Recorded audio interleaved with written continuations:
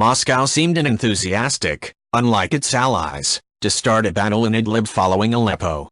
And while all parties were eager to discover what step Iranian militias and the so-called Hezbollah would take the day following the invasion of Aleppo, Russia's President Vladimir Putin uncovered a plan to kick off a new vision.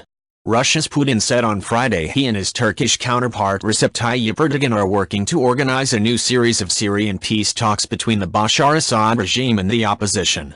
Putin suggested the talks could take place in Astana, the Kazakh capital. The next step is to reach an agreement on a total ceasefire across the whole of Syria, Putin said in Tokyo.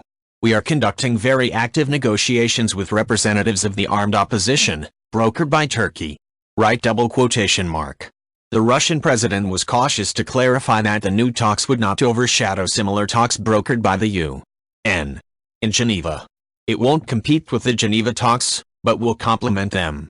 Wherever the conflicting sides meet, in my view it is the right thing to do to try to find a political solution, he said. Commenting on Putin's statements, informed sources in Moscow told Bashar Assad on Friday that currently, Russia is not thinking about a battle in Idlib, claiming that Moscow is now interested in placing the Syrian crisis back on the political track and to lower the role of the military force.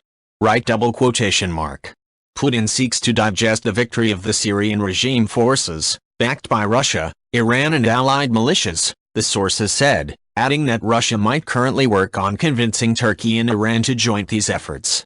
According to other sources, doubts concerning the capacity of the regime and its allied militias to fight are the main reasons that pushed Moscow towards reviving the political track in Syria.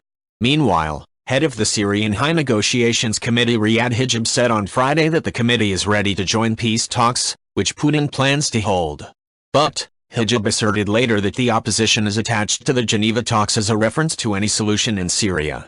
And while paramedics spoke on Friday about tragic cases in Aleppo and the breakdown of hospitals, the evacuation operation stopped for a while in the eastern part of the city, waiting for an agreement to remove injured from the two Shiite villages of Al-Fawa and Kefria in the Idlib province, in which are both besieged by opposition fighters.